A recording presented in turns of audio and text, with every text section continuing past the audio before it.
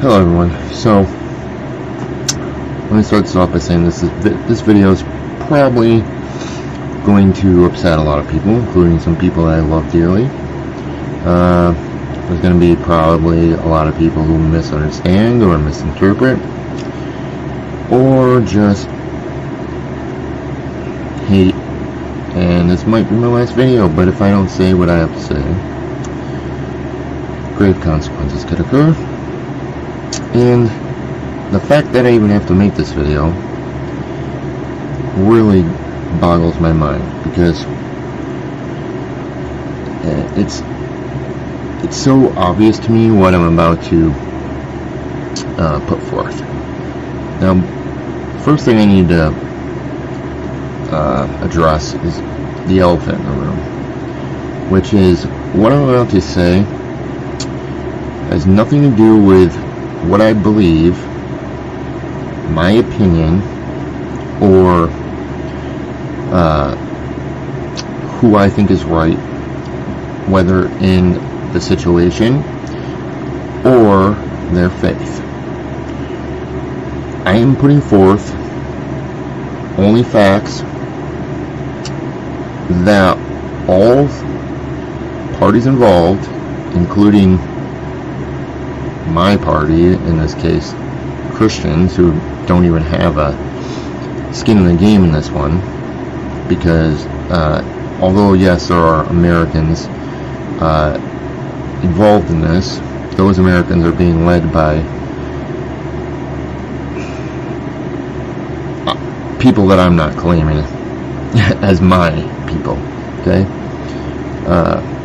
The government will never be my people until God is in charge of people again. So, that being said, there's nothing in this for me as a Christian and an American. Who's right, who's wrong, who lives, who dies, to be blatantly honest, okay? But the fact of the matter is that this goes far beyond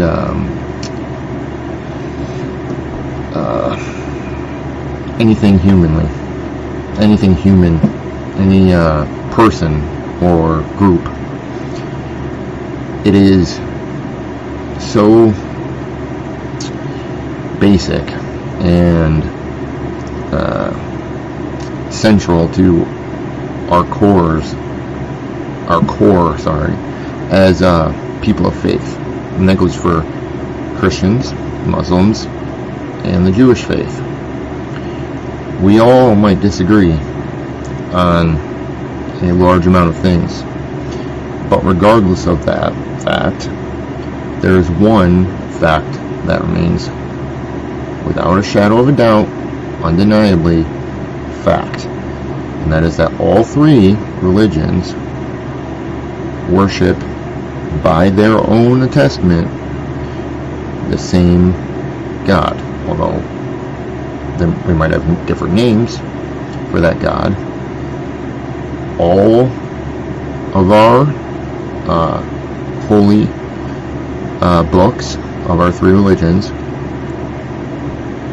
tell, well, the Jewish and the Christian Tanakh in the Old Testament, or the Torah in the Old Testament, are the same, they're just in different order. The Quran is a little bit different, but it contains the same characters, the same story, characters as individuals. I shouldn't have called them characters, sorry. Individuals who lived thousands of years ago.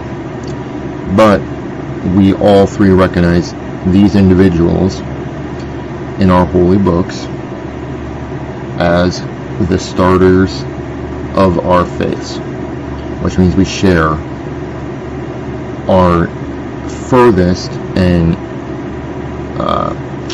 our seed is from the same place, right? It doesn't start to verge for after, I mean, it stays the same for 2,000 years almost, and then then it starts to diverge away from each other, right? But for that first 2,000 years, our history is the same. And whether there's differences in that even, there's no denying that we all claim the God of Abraham. Now, with that being said, and I'm going to bring Christians into this even though it's not applicable in this situation, but to be fair, we'll do it this way. And as this is just to show you that this has nothing to do with my faith or my opinions. Let me ask Muslims and Jewish people the following question, and Christians. Okay, so let's start with me. Is Jesus above God? No. Are the Jewish people above God? No. Is Muhammad above God? No. God is supreme to all of us, to every people, to every person. None of us are above God. No one that's ever lived is above God, right? That has walked as a man. No one is above God. So, with that being said, and if you don't agree with that, then you're not actually Muslim, you're not actually Christian or Catholic, or you're not actually Jewish, because that's the fact of all three religions. It's a base core principle that we all three share. So now that we got that elephant out of the room, right, regardless of anything else, because this has nothing to do with anything else, I'm not arguing for that, right? Based off of that fact alone, what I'm about to say should be obvious. It should go without being said. The fact that I have to say this is ridiculous. This is going to be hard to say. I don't even like saying it. And this might catch some slack from anyone watching this. But just to be fair, once again, and not be biased in any way, let's put religion aside for even a second there, right? So, the stories of Exodus, the stories of Judges, the stories of Leviticus, Deuteronomy, all that stuff.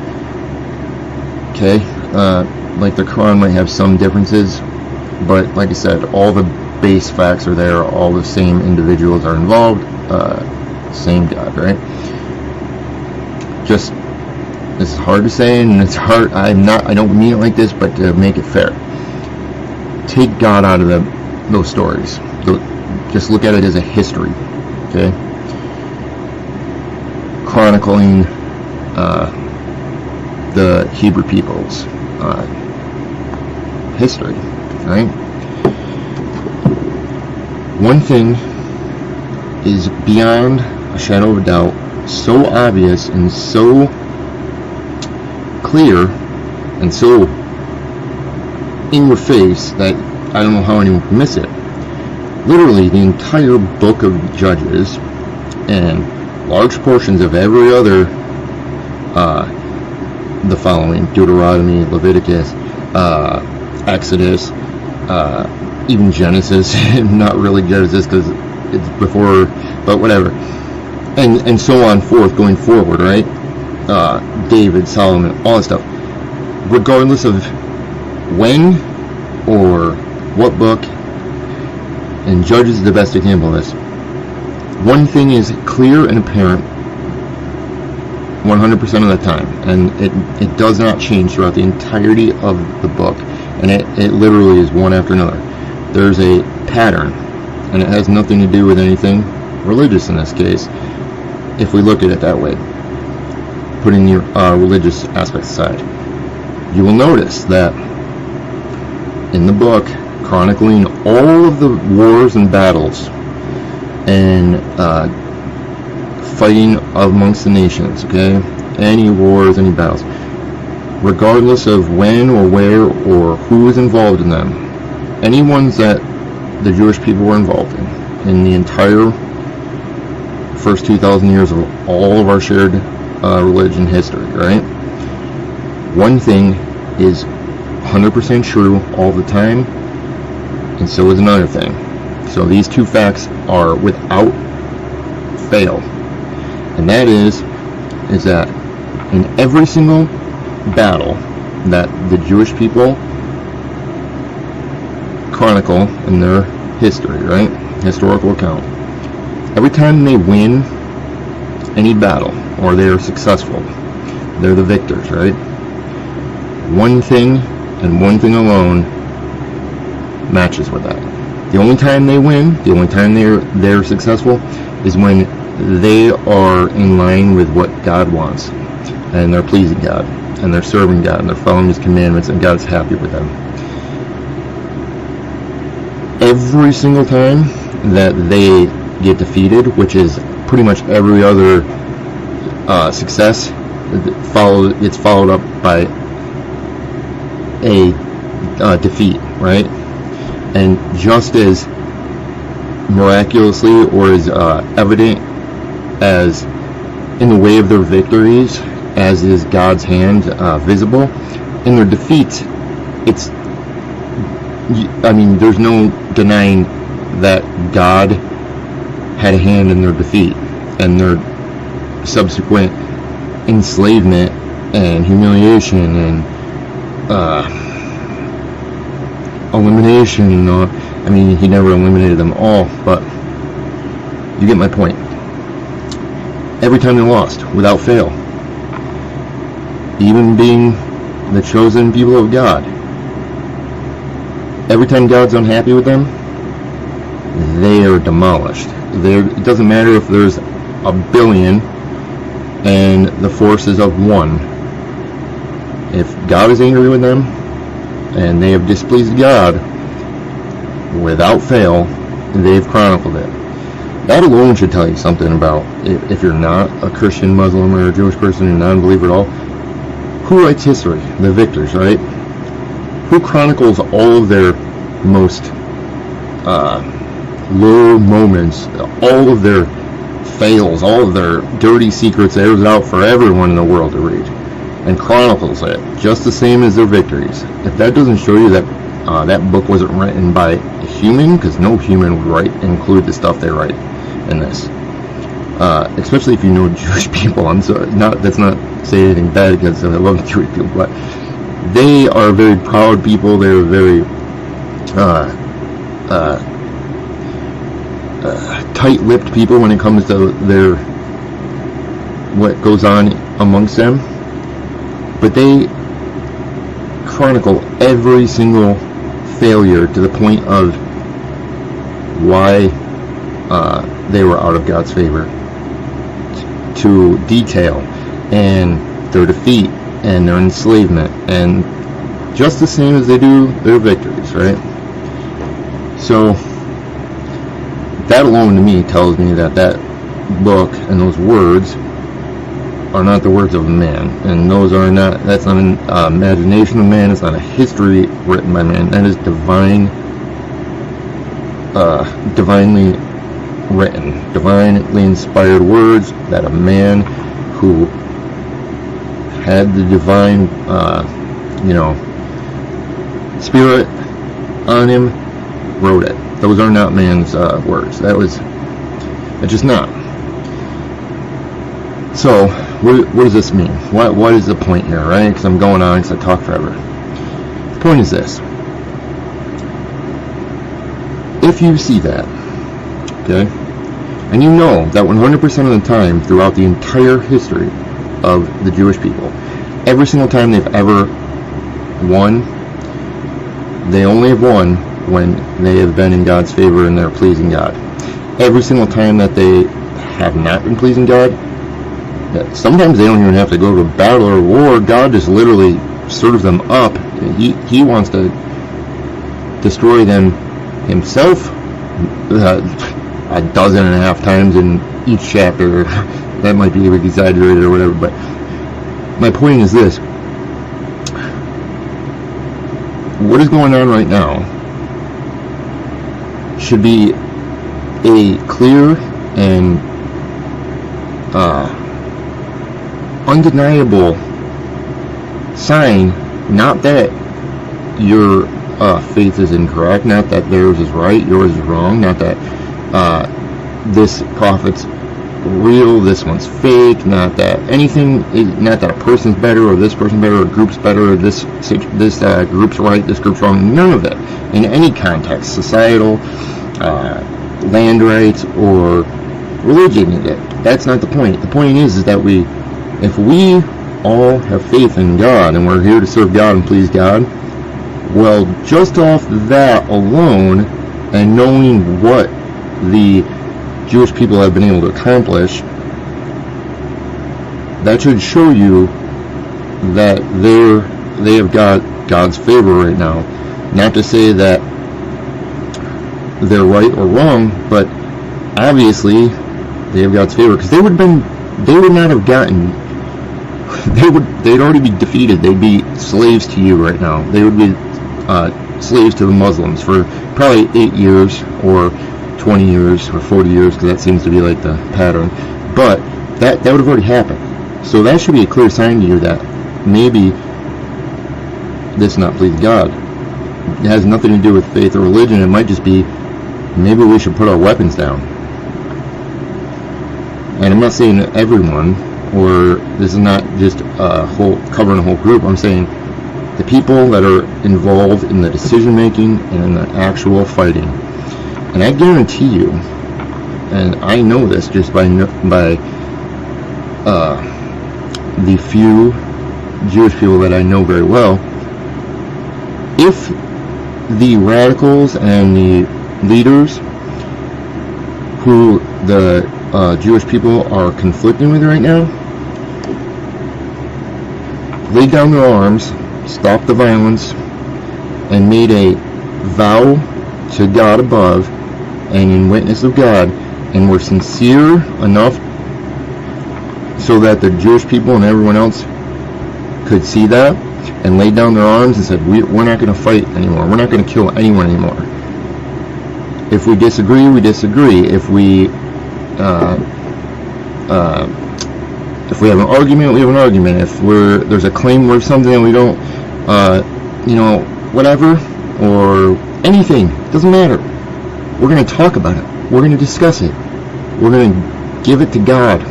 We're going to do whatever, but we're never going to pick up an arm again. We're never going to fight our battles with weapons of war again, or violence. Guarantee you, right then and there, Israel would do the same. They'd put their weapons down too, and the battle would stop that second. And guess what? I guarantee you, even beyond that guarantee, that right there would please God from both sides and every single person. And then you would be doing what every person should be doing, and everyone of faith believes that is the most important thing ever, which is to serve God.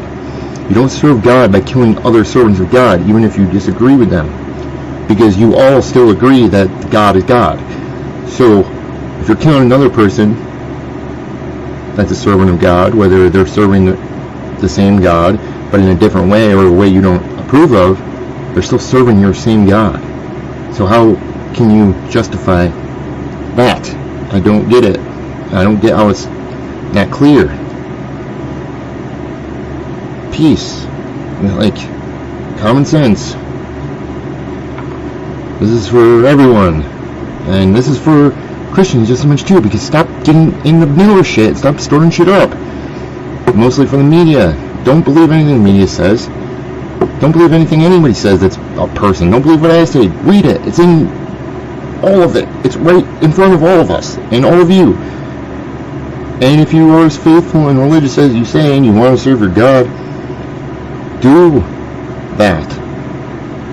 And stop this nonsense. I mean, hey, how am I the one that's pointing this out?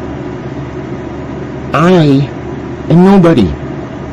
Of all the religious leaders out there and all of the faithful people in the world, they can't see that killing other people is not serving God, when even if they're in disagreement about key facts and very, very important things to each faith, the core is the same. Either way, you look at it, you're killing a servant of God. That's not what God wants. I'm not trying to stop the war. I'm trying to stop every single one of you that's in this battle and that's not in it, that's involved in it, who survives for however long after, before this whole thing comes to an end, from eternity of suffering because of your misguided and whatever and proud selves. Drop your ego. Look in your hearts, look in your souls, read your book. Read the entire book. Do what you profess that you do. And I don't care who gets pissed about this, I don't care if I get banned, I don't care about anything. Come at me. I don't care. Like, I am already dead, so I don't care. Like, do what you will, please. Send me quicker, because that would be nice, actually. Serve God. I'm trying to. That's all I have to say. I'm not against anyone. I love you all. I want everyone to just do what they're supposed to be doing, which is serving Him, not serving each other or ourselves. That does none of us any good. God bless everyone.